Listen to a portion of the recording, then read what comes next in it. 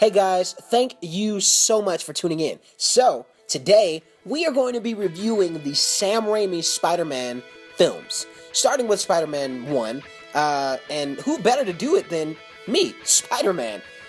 Is that even legal? Can do superheroes like review slash recap their own movies? Is that a thing? I don't know.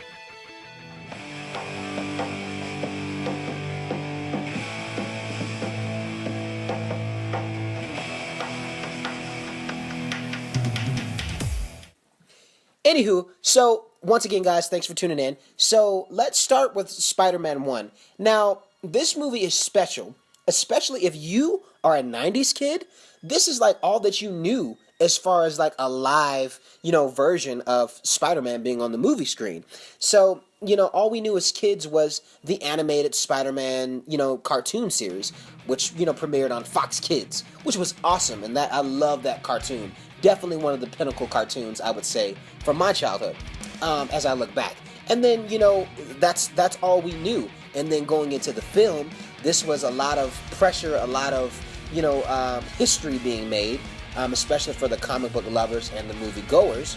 This was the first live, action Spider-Man movie that was on the big screen. Going on to Spider-Man 2. Spider-Man 2 was just amazing. No pun intended, but it was. I mean, like, people will ask me, what is my favorite movie, as far as, like, superhero movies? And usually I will have to say that's probably my go-to for a few reasons. I mean, the story that was being told, Peter Parker, in this particular movie, faced a lot of crossroads where he had to make a lot of different decisions as far as his life, as far as now being a young adult, as far as being a superhero and balancing his powers, and his personal life.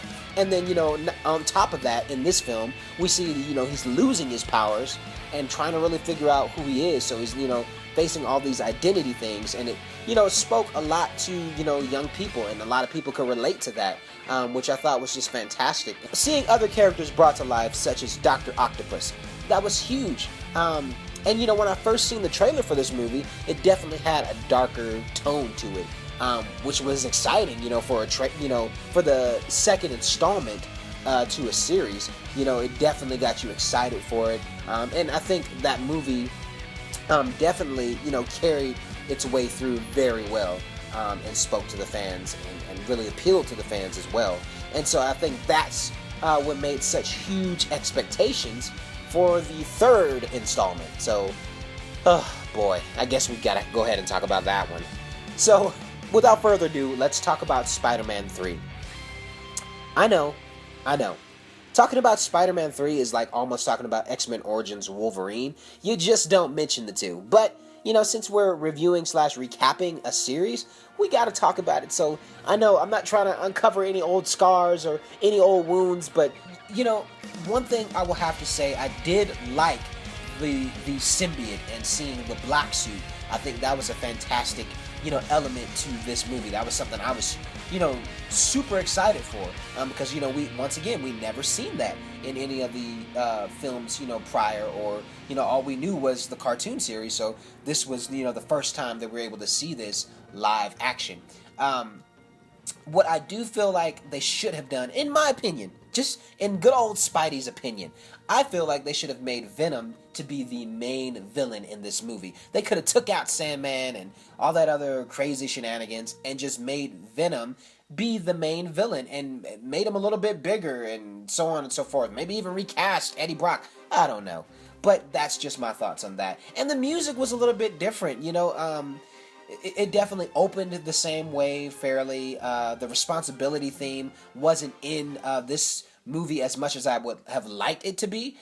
Look, I'm a huge fanatic about the smallest things, right? And music is one of those things that I really feel like gives life to a project and really gives life to a story. And particularly in Sam Raimi's, Spider-Man movies, it's one of those things where when you hear the Spider-Man theme, like it's Spider-Man's theme. It's so iconic, and I feel like that was a little bit altered and changed in this film, which also gave me a different tone going into it as I watched this film. Once again, guys, and the emo Peter Parker thing, yeah, not the greatest.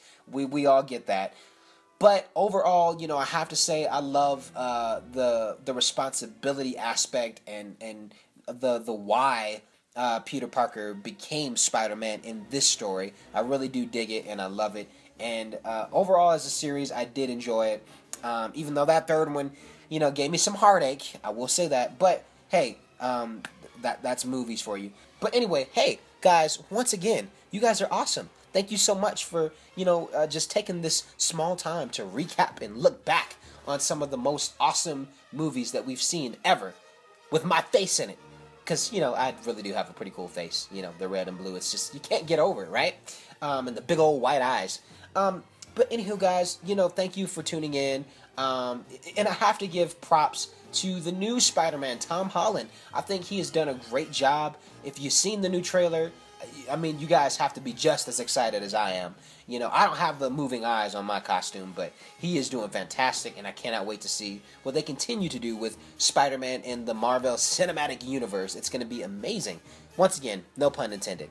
And then also, I have to pay homage and give respect to Andrew Garfield. And his, version and adaptation of Spider-Man, he really made it fun again to be Spider-Man. And I really feel like that was something that was lacking and missing in the prior films. So, yeah, that's my spill on the Spider-Man movie stuff. Bada bing, bada boom. Thank you guys once again so much for tuning in. If you're new to my channel, make sure you hit that subscribe button and share and like this video so you can stay in touch and see all the other awesome stuff that I'm going to be doing on this channel. So, without further ado, guys, wham, bam, boom, thwip.